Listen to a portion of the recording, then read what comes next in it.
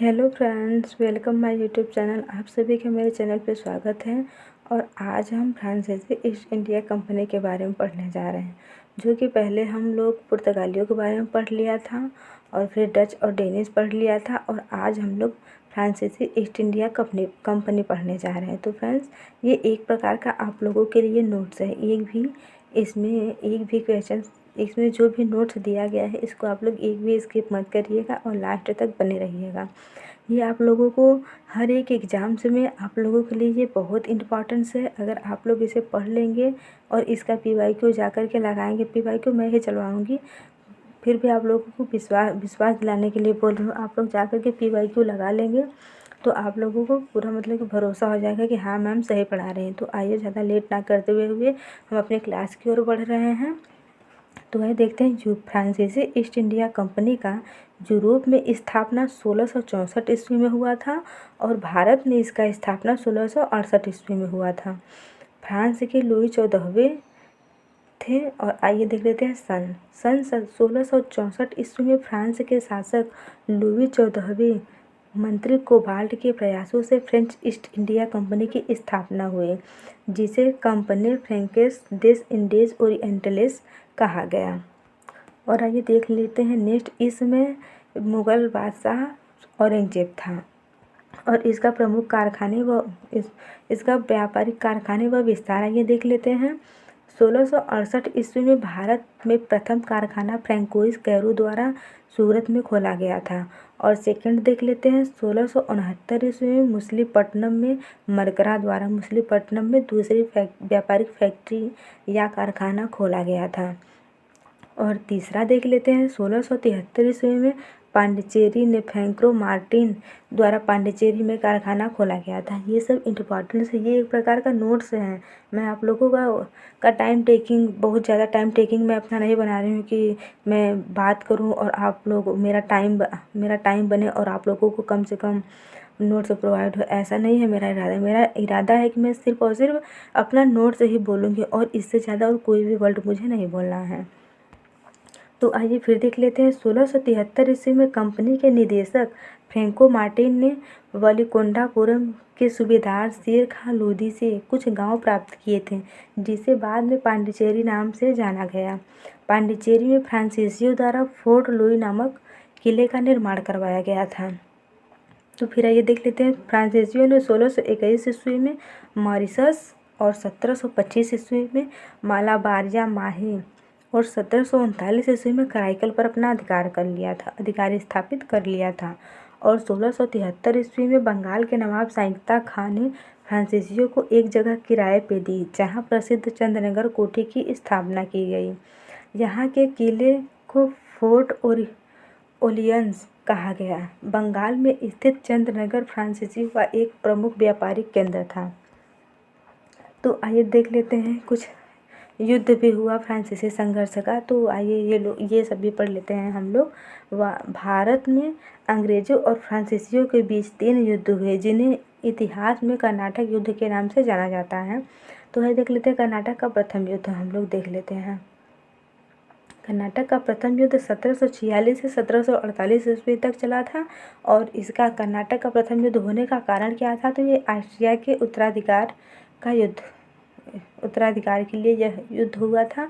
और इसका तात्कालिक कारण क्या था, ब्रिटिश अंग्रेज अधिकारी कैप्टन बार्नेट द्वारा फ्रांसीसी जहाज़ों पर कब्जा कर लिया जाना। इसमें फ्रांसीसियों ने मॉरिशस के फ्रांसीसी गवर्नर ला बोर्डोनो की सहायता से मद्रास पर कब्जा कर लिया था। और ये फ्रांसीसी फर्स्ट इसका क्या था, कर्नाटक का प्रथम युद्ध का पूछ लिए, और नेम क्या था, अन्य नेम क्या था, तो ये सेंट थोमे का युद्ध भी इसे कहा जाता है। सेंट थोमे का युद्ध कहाँ हुआ था, तो ये अडयार नदी के किनारे हुआ था और 1748 ईस्वी में। तो ये देख लेते हैं, फ्रांसीसी कंपनी की तरफ से कौन कौन था, तो फ्रांसीसी कंपनी की तरफ से गवर्नर डुप्ले और सेनापति पैराडाइज थे और ये लोग विजेता हुए थे। और कर्नाटक की तरफ से कौन था, तो कर्नाटक के नवाब अनवरुद्दीन और सेनापति महफूज खां थे। और यह युद्ध फ्रांसीसी सेना और कर्नाटक के नवाब अनवरुद्दीन के मध्य लड़ा गया था, जिसमें फ्रांसीसी विजयी हुए। और इस युद्ध में विजय का मुख्य कारण था फ्रांसीसियों का कुशल तोपखाना। युद्ध की समाप्ति किस संधि के द्वारा हुआ था? तो यह युद्ध 1748 ईस्वी में एक्सला सैलेब की संधि से समाप्त हुआ था। और इसका परिणाम क्या था ये देख लेते हैं। परिणाम, इस संधि के शर्तों के अनुसार मद्रास पुनः अंग्रेजों को वापस मिल गया तथा अमेरिका में लुईसबर्ग फ्रांसीसियों को वापस मिल गया। इस युद्ध का कोई निर्णायक राजनीतिक विजेता नहीं था। तो आइए देख लेते हैं कर्नाटक का द्वितीय युद्ध 1749 से 1754 ईस्वी तक। और इस युद्ध कर्नाटक का द्वितीय युद्ध होने का कारण क्या था? तो कर्नाटक और हैदराबाद के नवाब पद के लिए उत्तराधिकार के लिए आंतरिक युद्ध हुए।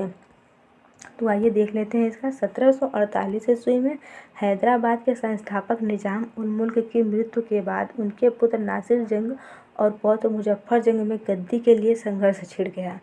ठीक इसी समय मराठों द्वारा 7 वर्ष तक कैद में रखने के बाद मुक्त किए गए चंदा साहब और वर्तमान नवाब अनवरुद्दीन के बीच कर्नाटक के गद्दी के लिए संघर्ष शुरू हो गया, जो कि हमने इसके बारे में आपको थोड़ा इससे पहले दिखाया था। तो आइए देख लेते हैं गुटों का विभाजन। कर्नाटक में चंदा साहब फ्रांसीसी गवर्नर डुप्ले का सहयोगी थे और अनवरुद्दीन रॉबर्ट क्लाइव के सहयोगी थे, जो कि रॉबर्ट क्लाइव अंग्रेज थे। हैदराबाद में मुजफ्फर जंग, ये देखते हैं मुजफ्फर जंग फ्रांसीसी गवर्नर डुप्ले का सहयोगी थे और नासिर जंग में अंग्रेज गवर्नर रॉबर्ट क्लाइव का सहयोगी थे। तो ये देख लेते हैं अंबर का युद्ध 1749 ईस्वी में। इस युद्ध में चंदा साहब और डुप्ले के संयुक्त सेनाओं द्वारा कर्नाटक के नवाब अनवरुद्दीन की हत्या कर दी गई और नासिर जंग भी हार गया। 1750 ईस्वी में हैदराबाद में नासिर जंग भी मारा गया और मुजफ्फर जंग वहाँ का नवाब बना। मुजफ्फर जंग प्रसन्न होकर फ्रांसीसी गवर्नर डुप्ले को मछलीपट्टनम और पांडिचेरी का क्षेत्र दे दिया तथा डुप्ले को कृष्णा नदी से कन्याकुमारी तक के क्षेत्र का गवर्नर नियुक्त कर दिया। ये मुजफ्फर जंग।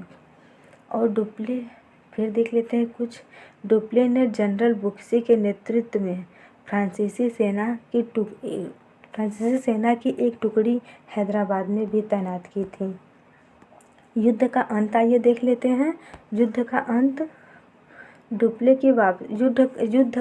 और डुप्ले की वापसी। कुछ समय बाद डुप्ले को फ्रांस बुला लिया गया और उसकी जगह गोदेहू को नया फ्रांसीसी गवर्नर बनाकर भारत भेजा गया। अंततः अंग्रेज इस युद्ध में हावी रहे और फ्रांसीसियों की हार हो गई।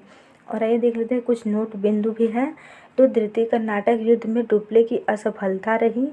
इसके परिणाम स्वरूप दक्षिण भारत में अंग्रेजों की शक्ति अत्यधिक मजबूत हो गई और अंग्रेजों का प्रभाव बढ़ गया। डुप्ले की सभी योजनाएं विफल हो गईं। तो इसका अंत था द्वितीय कर्नाटक युद्ध का। और देख लेते हैं कर्नाटक का तृतीय युद्ध हम लोग। कर्नाटक का तृतीय युद्ध 1756 से 1763 ईस्वी में हुआ था। और इसका कर्नाटक का तृतीय युद्ध होने का कारण क्या था? तो यूरोप में चल रहा सप्तवर्षीय युद्ध था, जो कि 1756 से 1763 ईस्वी तक चला था। भारत में कुछ मुख्य युद्ध, वांडीवास का युद्ध 22 जनवरी 1760 को हुआ था। वांडीवास का युद्ध 22 जनवरी 1760 ईस्वी को हुआ था। और फ्रांसीसी सेना का सेनापति कौन था? काउंट डी लाली थे। नेक्स्ट आइए देख लेते हैं ईस्ट इंडिया कंपनी का सेनापति कौन था? तो आयरकुट थे। इसका आइए देख लेते हैं कर्नाटक का तृतीय युद्ध का परिणाम क्या था। तो इस युद्ध में ब्रिटिश ईस्ट इंडिया कंपनी की निर्णायक जीत हुई। अंग्रेजों ने जनरल बुक्सी को बंदी बना लिया। फ्रांसीसियों को पराजित कर अंग्रेजों ने स्पष्ट कर दिया कि वे भारत में अपने राज्य का विस्तार नहीं कर सकते, वे केवल व्यापार कर सकते हैं, भारत में कोई और सैन्य बल नहीं रख सकते थे।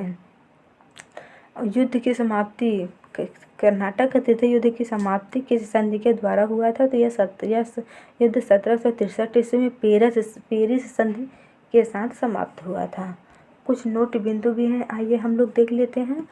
अंग्रेजों ने फ्रांसीसियों को पूरी तरह से हरा दिया था भारत में फ्रांसीसी राजनीतिक शक्ति लगभग पूरी तरह समाप्त हो गई थी और अंग्रेज भारत की सबसे शक्तिशाली यूरोपीय शक्ति बनकर उभरे। नोट बिंदु 2 है तीसरा कर्नाटक का युद्ध वांडीवास की लड़ाई फ्रांसीसियों का अंतिम पतन था। यह अंग्रेजों का एक निर्णायक जीत हुआ था। तो फ्रेंड्स, ये क्लास यहीं पे समाप्त हो रहा है। आप लोगों के लिए ये मोस्ट इम्पॉर्टेंट नोट्स था, एक प्रकार का नोट्स था जो कि हर एक एग्जाम से पूछे जाने वाला क्वेश्चन था। तो यहीं पे क्लास ये समाप्त होता है। जय हिंद फ्रेंड्स, मिलेंगे अब नेक्स्ट वीडियो में।